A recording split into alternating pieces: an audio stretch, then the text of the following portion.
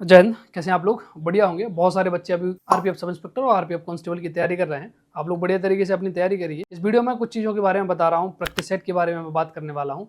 अभी आप लोग एक चीज़ छोड़ दीजिए, यूट्यूब पर एक चीज़ देखना बंद कर दीजिए कि आरपीएफ की वैकेंसी बढ़ गई है कि नहीं बढ़ी है, या फिर आरपीएफ का एग्जाम कब होने वाला है। आप एक बात बताओ, कोई भी चीज़ अगर आती है तो वो ऑथेंटिक होती है और ऑफिशियल वेबसाइट पे आती है। मैं आप लोगों को एक सजेशन दूंगा कि आप ऑफिशियल वेबसाइट को विजिट करते रहिए। कोई भी अपडेट होती है तो उस ऑफिशियल वेबसाइट पे जरूर उस चीज़ के बारे में अपडेट निकल के आएगी और उसके बाद आपको चीज़ें पता चल जाएगी। अभी जो ज़्यादा टाइम आप वेस्ट मत इस चीज़ में मत करिए कि आपका एग्जाम कब होना है। आप ऐसे मान के चलो कि आपके पास अगस्त और सितंबर 2 महीने हैं। अभी आप लोग बगल में ये सेट पेपर देख रहे होंगे, ये RWA के हैं। मैंने वहाँ पे बिगली जो फ्री टेस्ट होते हैं वहाँ पे लगाया हुआ था। वहाँ पे मेरा जो स्कोर है, एक में 90 बना था, 90 प्लस बना था, और दूसरे में अभी 98 पॉइंट समथिंग बना था। जिसमें ये 98 पॉइंट समथिंग आप लोग देख रहे होंगे, इसमें एक मैथ का क्वेश्चन उन्होंने गलत भी कर रखा था, तो यहाँ पे 100 के आसपास स्कोर बन जाता।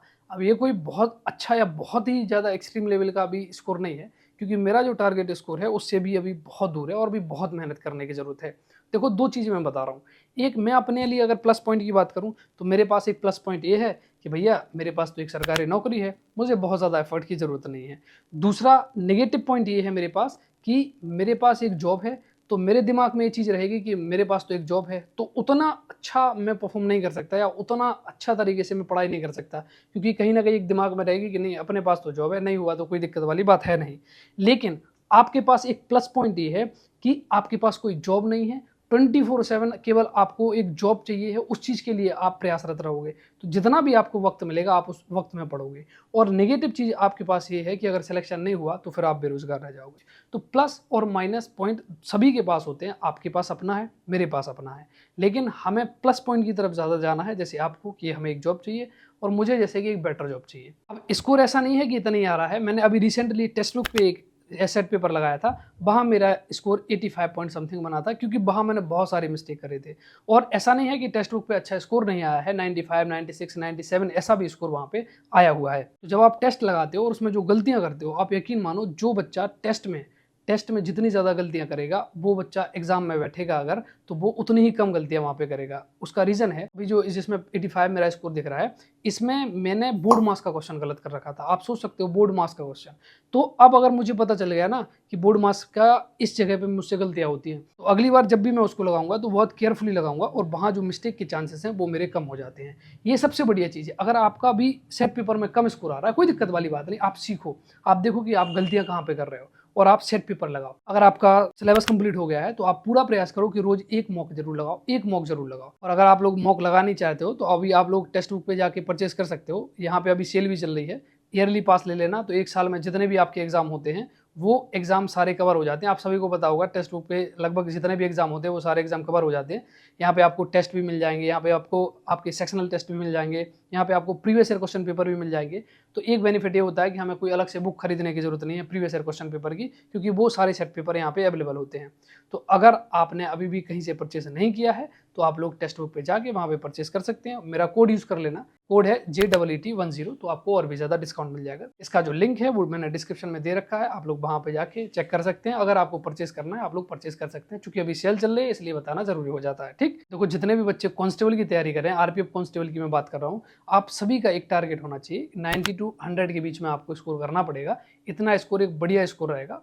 कुछ आपका नॉर्मलाइजेशन में स्कोर बनेगा तो 100 या 100 प्लस हो जाते हैं, वहाँ पे आपके सिलेक्शन के चांसेस 99% हो जाते हैं। उसका रीज़न सबसे बड़ा है कि यहाँ पे फिजिकल 5:45 में मांगा जाता है। अब आप यकीन नहीं मानोगे, 5:45 में ना अच्छे अच्छे बच्चे नहीं निकाल पाते, वही बच्चे निकाल पाते हैं जो काफ़ी लंबे समय से रनिंग कर रहे हैं। कोई ऐसा बच्चा नहीं निकाल पाएगा कि जो 120 में से 110 नंबर ले आएगा, उसके बाद उससे कहोगे कि तुम 1 महीने, 1.5 महीने, 2 महीने में आप 5:45 में 1600 मीटर की रनिंग कंप्लीट कर दो। वो नहीं कर पाएगा, आप यकीन मानो, वो नहीं कर पाएगा। उसका सबसे बड़ा रीजन है क्योंकि 5:45 कोई बच्चों का खेल नहीं है, कानों से धुआं निकल जाता है 5:45 में अपनी रनिंग कंप्लीट करने में। जो बच्चे आर्मी की तैयारी करते हैं वो बच्चे कर सकते हैं, तो वो बच्चे उतना अच्छा स्कोर नहीं कर पाते। अभी कोई धुरंधर होगा, वो इसी वीडियो के नीचे कमेंट कर देगा, अरे भैया हम 5:20 में मार देते हैं 1600 मीटर। बेटा तुम 5-20 में इसलिए मार देते हो क्योंकि पिछले 5 साल से तुम केवल रनिंग ही कर रहे हो। जितना मेहनत आप केवल रनिंग करने में लगाते हो ना, उससे अगर आधी मेहनत आप पढ़ाई में भी लगा दोगे तो कहीं ना कहीं सिलेक्शन हो जाएगा। अभी एसएससी जीडी की भी आपकी भर्ती आने वाली है। इन सब चीज़ों को ध्यान दो। आपको सिलेक्शन के लिए एक बैलेंस चाहिए, आपको फिजिकल भी बढ़िया चाहिए और आपको पढ़ाई में भी बढ़िया चाहिए। आजकल कॉम्पिटिशन आप देख रहे हो कितना बढ़ता जा रहा है, उस हिसाब से अपने आप को प्रिपेयर करो। और देखो जो बच्चे गाँव के हैं या जो गाँव से तैयारी करते हैं, मैं भी गांव से रहा हूँ, घर पे बैठे के तैयारी करी है, मोबाइल है आपके पास, सही चीज़ें फाइंड आउट करो। देखो यूट्यूब पे सब चीज़ें बढ़िया नहीं मिलती हैं, और अगर आप सक्षम हैं 2-4-500 रुपये देने में तो कहीं भी किसी का भी जाके आप पेड कोर्स ले लेना, वो आपको बेटर रहेगा क्योंकि वहाँ पे बहुत ज़्यादा फिर खिचपिच नहीं रहेगी। आपने पेड कोर्स ले लिया, अच्छे से आप पढ़ाई करोगे क्योंकि आपको सीक्वेंस से सारी चीज़ें वहाँ पे मिल जाएंगी। जितने भी लोग अभी आरपीएफ सब इंस्पेक्टर की तैयारी कर रहे हैं, आप सभी लोग जानते हो, देखो ऐसी बात नहीं है कि आप बच्चे हो। आप, मुझे लगता है कि जितने आरपीएफ सब इंस्पेक्टर की तैयारी कर रहे हैं सब 23, 24, 25 साल के इतने तो वैसे भी आपके जो 21 से 80 तो उसमें एज मांगी जाती है। सब अच्छे मेच्योर हैं, 2-3 साल से आप प्रैक्टिस भी कर रहे हो, 2-3 साल से आप तैयारी भी कर रहे हो कि आप मैथ और रीजनिंग में पूरा स्कोर कर लोगे, ये मैं जानता हूँ। ज़्यादातर बच्चे कोई एसएससी सीजीएल की तैयारी कर रहा होगा, कोई सीपीओ की तैयारी कर रहा होगा, कोई रेलवे एनडीबीसी की तैयारी कर रहा होगा, वही बच्चे हैं आरपीएफ एसआई का भी एग्जाम देंगे। तो आप मैथ और रीजनिंग में बढ़िया स्कोर कर लोगे। जीके में कैसे भी करके हमें 30 to 40 के बीच में हमें अपना स्कोर रखना पड़ेगा, तब जाके हमारा बढ़िया स्कोर बन पाएगा और हम बढ़िया तरीके से सेलेक्ट हो पाएंगे। आपका जो टारगेट है, जो आरपीएफ सब इंस्पेक्टर की मैं बात कर रहा हूँ, 105, 110 को टारगेट करके चलो। 100+ भी आया, हो सकता है कुछ आपका स्कोर नॉर्मलाइजेशन में बढ़ गया, तो 105, 110 के बीच में अगर आपका स्कोर बन जाता है तो सिलेक्शन के चांसेस बहुत अच्छे हो जाते हैं। साथ में आपको फिजिकली भी बढ़िया रखना पड़ेगा। 1600 मीटर की रनिंग है, अगर आपका अभी तैयारी नहीं है तो आप मॉर्निंग में जाओ, उठो, हल्की हल्की रनिंग करो, ताकि आप जब तक आपका फिजिकल होगा तब तक आप बढ़िया कर पाओगे। और आरपीएफ सब इंस्पेक्टर बहुत टॉप की जॉब है, जहां आपको 2 सितारे तो मिलते ही हैं, साथ में वहाँ पे इतना ज़्यादा हेक्टिक नहीं है, बहुत ज़्यादा वर्कलोड नहीं है। वर्क है, एज अ सब इंस्पेक्टर जब आप जाते हो तो वर्क तो है ही, लेकिन उतना ज़्यादा वर्कलोड नहीं है। और एज अ ऑफिसर आप वहाँ पे जा रहे हो तो इज्जत तो फिर बात आप समझ ही सकते हो इस बात को। आप यकीन मानो, जिस तरीके से मैं, जितने भी बच्चे अभी आरपीएफ कांस्टेबल की तैयारी कर रहे हैं, आपको जिस तरीके से मैं गाइड कर रहा हूँ ना, या फिर मैं चीज़ें बता देता हूँ, आप यकीन मानो अगर मुझे अभी भी अगर ऐसा कोई इंसान मिल जाए जो इतने बढ़िया तरीके से चीज़ें बता देना, तो अब तक तो मैं बहुत आगे निकल गया होता। मैं सच बता रहा हूँ आपको। मेरे पीछे रहने का, मैं पीछे तो ऐसे बहुत ज़्यादा नहीं हूँ, बट ठीक है थोड़ा बहुत हूँ अभी भी। मेरे पीछे रहने का सबसे बड़ा रीज़न है गाइडेंस। मैं जब स्कूल के बाद आया तो सारे लोग, कोई आईआईटी के लिए चला गया तैयारी करने के लिए, कोई एनडीए की तैयारी करने के लिए चला गया, कोई कहीं चला गया, कोई यूपीएससी। अभी भी मेरे साथ वाले जितने भी मेरे जो क्लासमेट थे वो कोई यूपीएससी कर रहा है, पीसीएस की तैयारी कर रहा है। मेरा जो सबसे बड़ा नेगेटिव चीज़ रहा वो है गाइडेंस मिला नहीं। घर पे पता है, गांव से बिलोंग करते थे तो बहुत ज़्यादा वहाँ पे तो कोई आप जा नहीं रहे हो। देखो, एक दूसरे से अगर आप कनेक्ट रहोगे और अगर आपको पॉजिटिव वाइब्स मुझसे आती हैं तभी आप मुझसे जुड़ो, वरना जुड़ने की बिल्कुल ज़रूरत नहीं। मैं सच बता रहा हूँ, don't waste your time, please don't waste your time. आप इस चीज़ के लिए वेस्ट मत करो कि मेरे पास नौकरी है या फिर मैं कोई चीज़ आपको ऐसी इन्फॉर्मेशन दे दूंगा।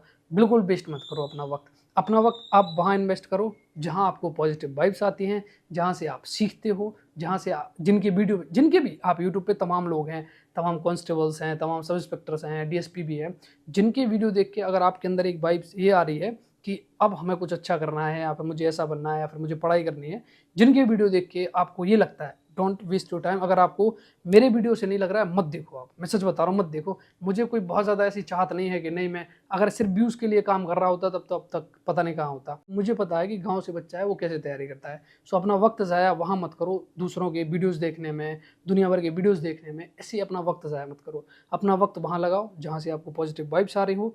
आप उनसे क्वेश्चंस पूछो, अगर पॉसिबल है तो, नहीं तो उनके वीडियोस देखो और सीखो और अपने पढ़ाई करो। देखो, 50 वीडियो आप देख लेना, मेरे देख लेना, किसी के भी देख लेना, जब तक हम पढ़ाई नहीं करेंगे, जब तक हम अपनी गलतियों पे काम नहीं करेंगे, तब तक हम बढ़िया नहीं कर पाएंगे। तो ये तो हमारे लिए बहुत ज़्यादा इंपॉर्टेंट हो जाता है कि हमें कैसे भी करके बढ़िया तरीके से हमें अपनी पढ़ाई करनी है। पढ़ाई तो आपको करनी पड़ेगी। अपना वक्त आज अगर इन्वेस्ट कर रहे हो तो उसका फ़ायदा आपको कल मिलेगा। कल नौकरी लगेगी, पैसा होगा, घूमोगे फिरोगे, एंजॉय करोगे, शादी ब्याह होगा, आगे चल के आप घर मकान गाड़ी सब लोगे, तो वो सब चीज़ें होंगी लाइफ में जब हम अपने आप को आज इन्वेस्ट करेंगे। आज नहीं करेंगे तो कल भी हमारा वही के वही रहेगा। जितने भी लोग अभी टेस्ट लगा रहे हैं, अगर आपके टेस्ट में नंबर कम आ रहे हैं तो उन गलतियों को समझो। देखो, जैसे मैं अपनी बताऊं तो ये अगर आप लोग देख रहे होगे, कहाँ है, ये है, ये अगर आप लोग देख रहे हो तो जैसे मैं कोई टेस्ट पेपर लगाता हूँ तो उसमें जो मैं गलतियाँ करता हूँ या जो चीज़ मुझे नहीं आती है तो वो मैं क्या करता हूँ कि इसमें लिख लेता हूँ।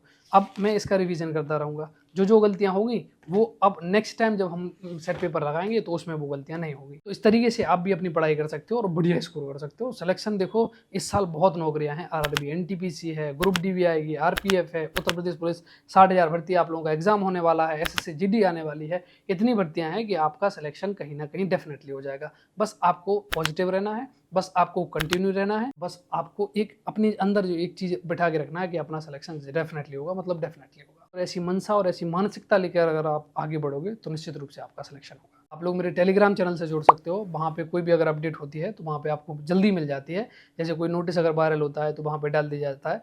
तो आप लोग टेलीग्राम से जरूर जुड़ सकते हो, उसका लिंक डिस्क्रिप्शन में दिया गया है, तो आप लोग वहाँ पे जाके टेलीग्राम से जरूर जुड़ सकते हो। मैं आशा करता हूँ ये वीडियो आप लोगों के लिए यूजफुल रही होगी और आप बढ़िया तरीके से तैयारी करोगे।